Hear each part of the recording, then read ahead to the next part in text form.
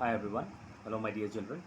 So let us continue with your social class. In the previous class we did which chapter? Let us see. Where were we in the last class? Yeah, history, right? Page number 127. Let's go to page number 127. Yes, so previously we have discussed up till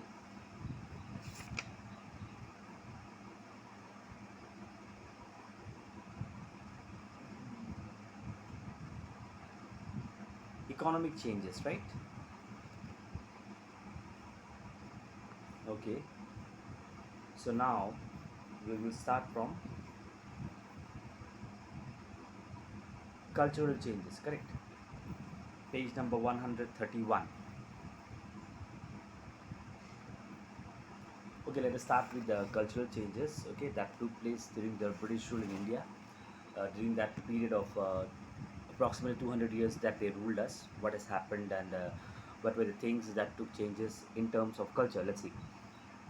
As I read into the text, please follow the text. Okay, page number 131, cultural changes. We have seen in previous classes, especially with reference to the Mughals, how new sets of people bring in their cultural practices which interact with the existing cultural practices.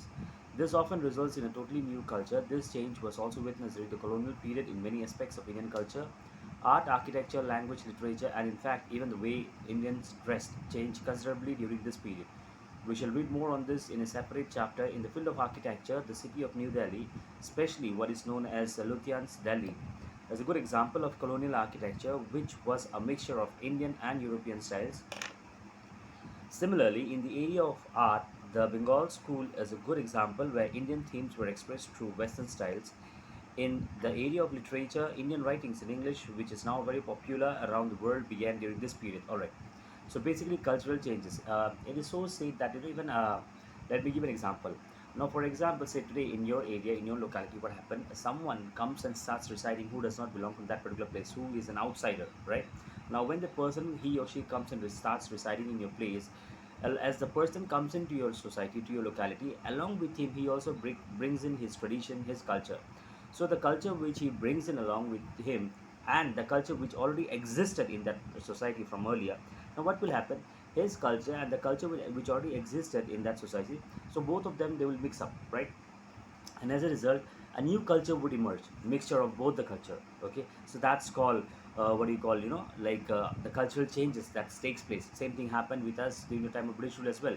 When they came into our country, when they started ruling us, or they captured us, they conquered us. So it so happened that along with them they brought in their culture, especially in the field of art, architecture, language, literature and all. So as a result, our art which existed from before, our architecture, our literature, our language, okay, it all got combined with them and a new form of culture was developed. Okay, now another good example that is being mentioned is just, for example, the way Indians dressed. That's a good example. You see, this basically this what do you call, the British style of dressing. Okay, the English people, the way they dress, that is nowadays today 21st century, you can see that it's very common. Not very common, in fact I would say that it's each and everywhere you'll find. You just have to turn your head, you'll find every, even you yourself at time you dress in like the Englishman. Now the question is, I don't know about you whether you have been or not, but I don't think so that generally most of us we haven't been to the English land, the British land, but still we copy their dresses, or we dress the way they dressed. Okay, so how did it happen? It happened when they came here, and this what you call, we started our culture and their culture, when it started getting mixing up both together, and this new forms of culture emerged. And the best example is the way the Indians dressed.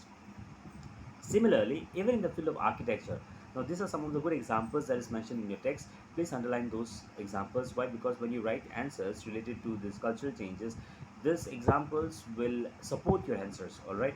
Like in the field of architecture, the city of New Delhi, which is also known as Lutyens Delhi, if you see the way it is being architect, the way it is being built, structured, okay, it's a mixture of Indian as well as European style. The way it is being built or structured. That's one example in the field of architecture.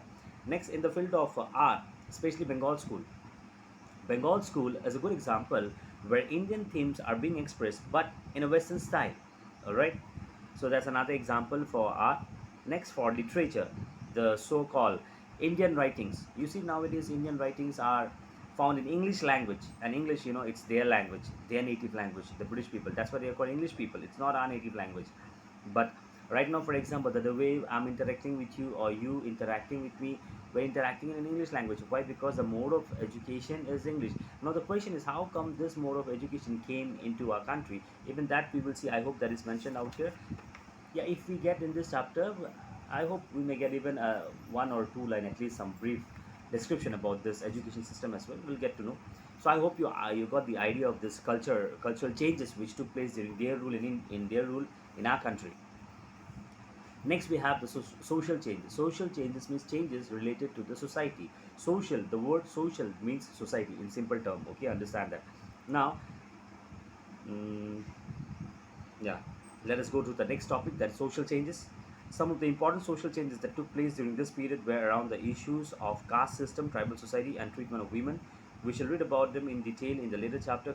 Caste barriers among the Hindus began to grow weak during the colonial period due to a widespread reform movement led by Raja Ram Mohan Roy, Dayanand Saraswati, Ishwar Chandra Vidyasagar, etc., and some significant legislation by the government that extended support to it.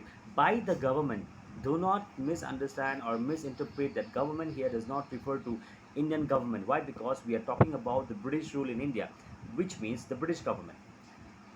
A lot of efforts were also made to improve the condition of women. The banning of sati, the encouragement of widow remarriage, family of legislation to prevent child marriage, and regulation to educate the girl child were some important development in this area. When it comes to tribal society witnessed dramatic changes during this period. The most important change was an effort to integrate them into mainstream society. All right. So when it comes to social changes, especially social changes can be seen in three areas. That is, area with related to the caste system. Next, the life of women. Okay, it had a great impact. These Britishers, there was a great impact in the life of women, and also the tribal societies. Now, what were the changes that was brought in the field of caste system, in the life of women, and in tribal societies? Let us start one after another.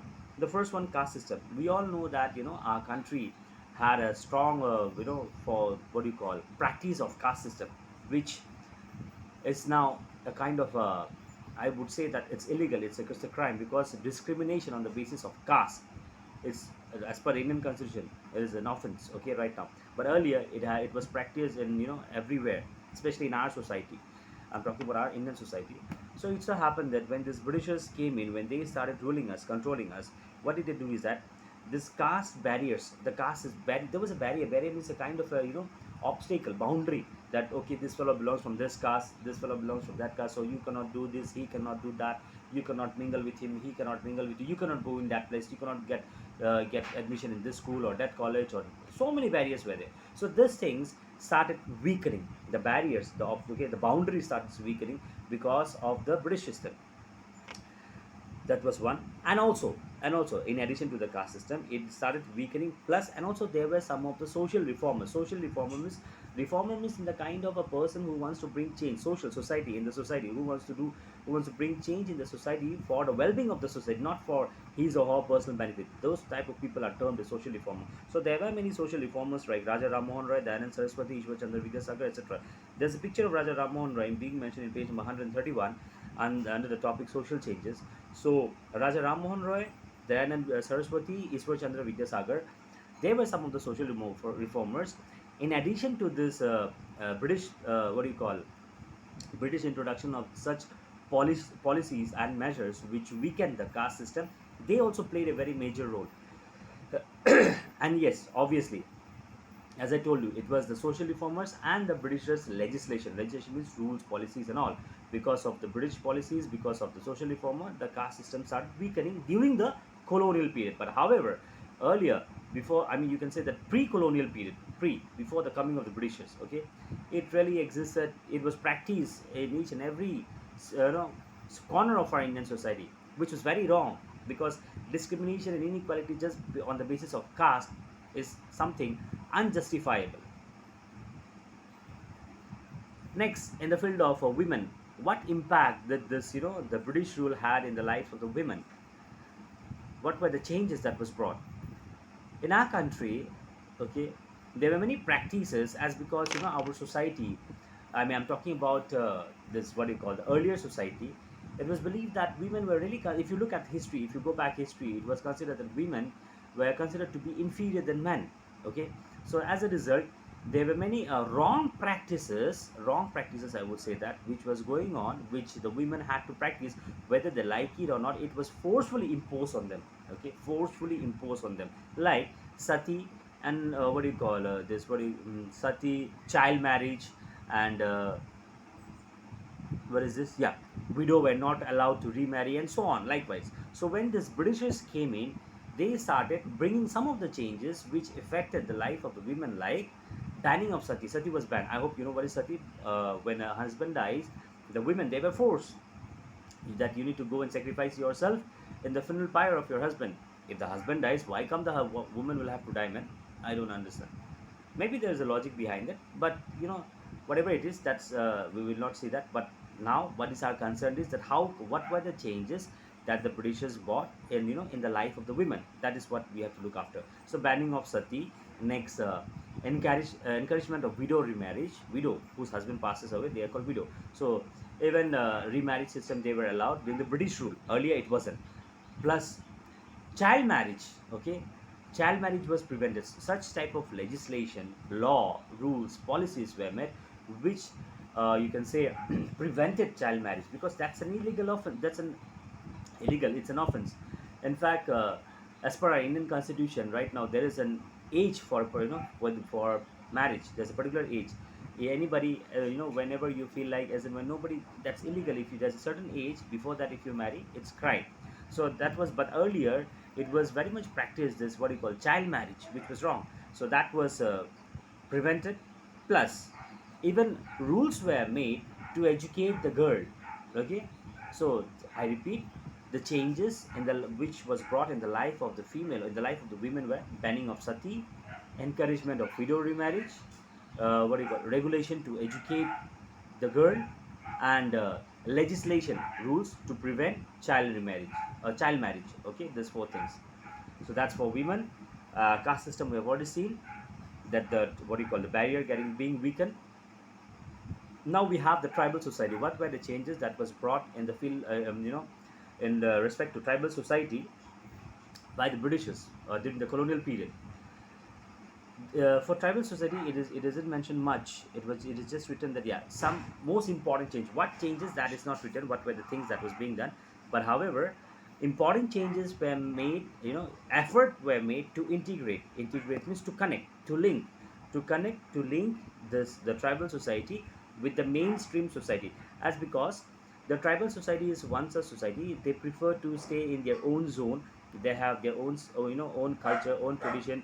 They don't like, it's as per the book, it's written that integrate, to link, to connect. As they stayed aloof, they had their own specific zone. But however, the British people, they tried to connect it, to establish a kind of a relation between this society and the main society, the mainstream society. So this was one of the change which was brought in the field of tribal society. So in whole, if I sum up, these were the social changes which took place during the British rule in India.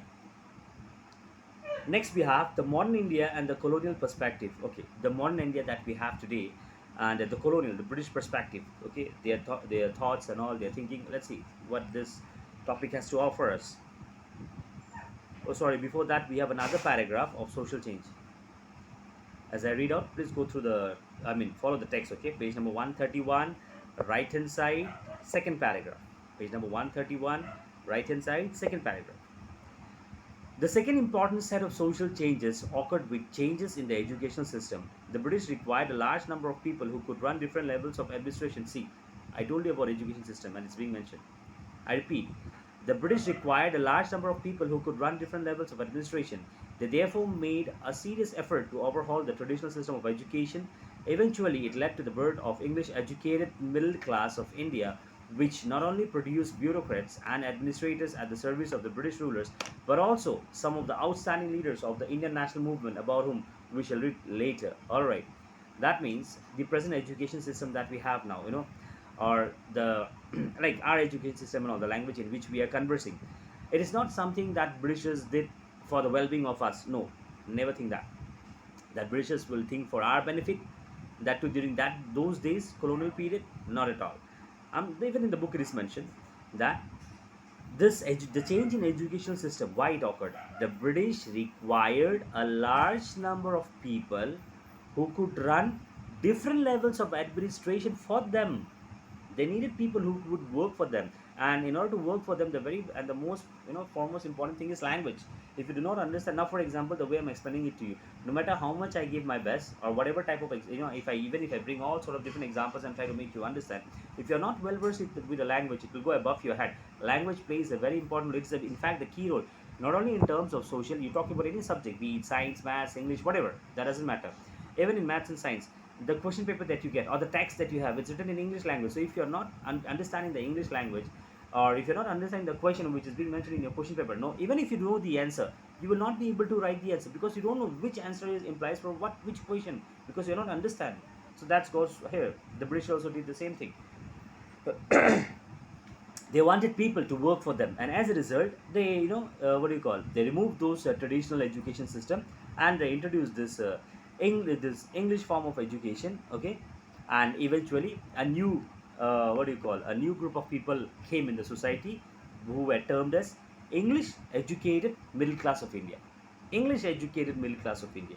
So as a result, because of this particular system, even though they introduced for their benefit, for their purposes, but it also benefited us up to a great extent, and even now as well. So how did it benefited us?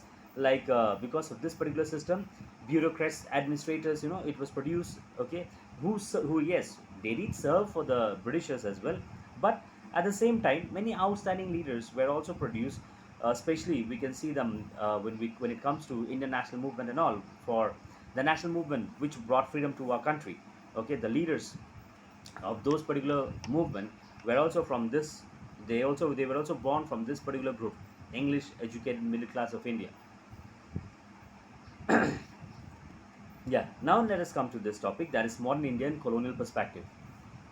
As rulers, the British showed little appreciation for the society, economy, and polity of India, and regarded this as backward looking, stagnant, and oppressive. Underline that. Regarded this as backward looking, stagnant, oppressive. I'll tell you what is that. Just underline for time being. I'll explain you. Let us read the para. Dubbing the entire pre-British period as the dark era of Indian history, they claim that it was only with the arrival of the British and establishment of their rule that the Enlightenment period of all-round development and progress of the Indian society and people began.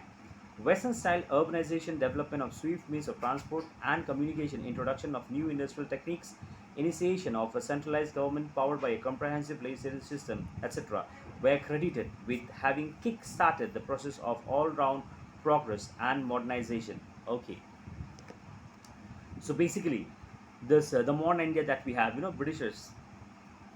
Look at this, the very first, sentence which I asked you to underline. Our image in front of them, what they thought about us. They considered us as backward-looking, stagnant, and oppressive. That was our image. That was what they thought about us, the Britishers. Okay, they showed no sign of appreciation, no sign of encouragement for the society, for the economy, and all. They were not at all bothered about our society or anything related to us.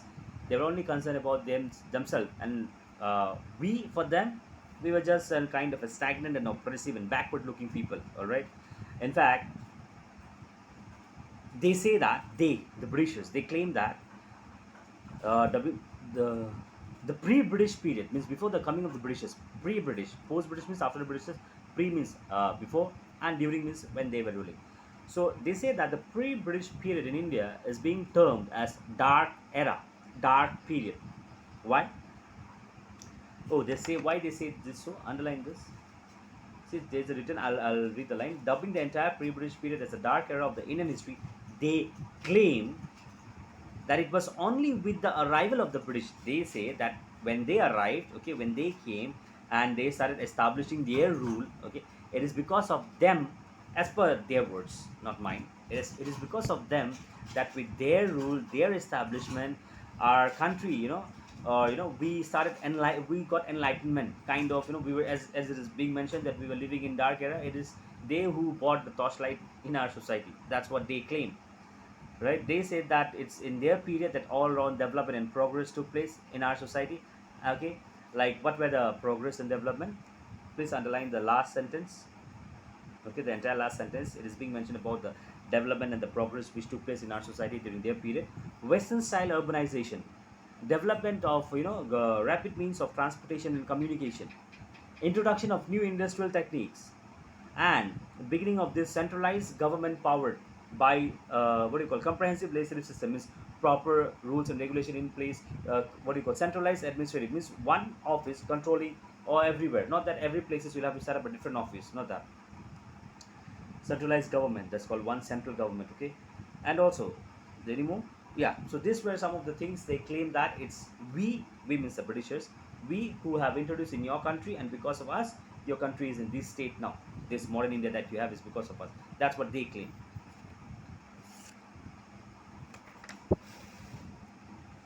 Next, page 132, under the same topic. Yeah, yes, it is under the same topic. So next paragraph.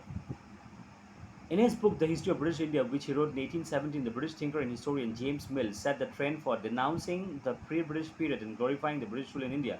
In this book, Mill divided Indian history into three periods: Hindu, Muslim, and British. While the Hindu and the Muslim periods were identified with everything that obstructed the growth of Indian society, the British period was seen as the dawn of modern civilization, characterized by egalitarian progressive values that alone could liberate the people from age old shackles of exploitation, tyrannical misrule, corruption, and oppressive discrimination.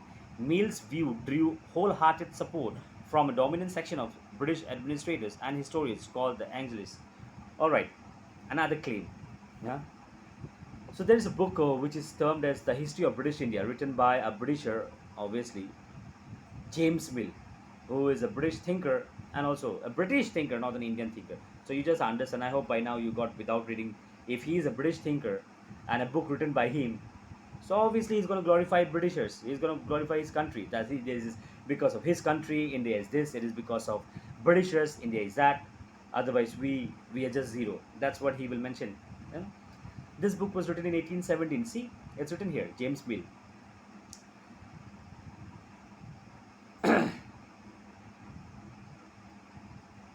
He says that in his book, that the Indian history is divided into three periods: Hindu, Muslim, and British. Something unique. He says that this Hindu and Muslim period, okay, was a period where everything was being abstracted. Nothing, no development, no progress, nothing, no growth took place in our society. That's what he says in his book. He also says that it is during the British period that all this kind of modern civilization, okay, or all this kind of developing or growth or the values, it came during British period, and because of which we could get freedom, we could free ourselves from the age-old shackles chain, from the age-old shackles. What do you call exploitation? The way we were exploited, or the misrule, the corruption, okay, or the discrimination. It all got removed from our society because of the British rule, because of the British period. That's what he says. And in fact, whatever he says in his book, it also got a good support. You know who supported this? The British administrator, for sure. So he also got a good support from the British administrator and some historians called Anglists, right? So with this, we come to the end of not end of today's class. Yeah, I would say that end of today's class. A little more, few more topics, which I'll be discussing in the next class. Just mark it up to this much. That's page number 132. Please read the text. I'm telling you, read the text and explain to the and listen to the explanation properly. If you listen to the class, that's enough for you. It will help you in your understanding, and if you understand, you will not have to memorize. You just have to read, because when you understand, it starts functioning and you can create your own. But if you do not understand, you just have to close your eyes and see with the blah, blah, blah, you keep on memorizing whole day. Nothing's gonna work. Okay, so understand things. All right, see you in the next class. Stay home, okay, and study well. Be safe.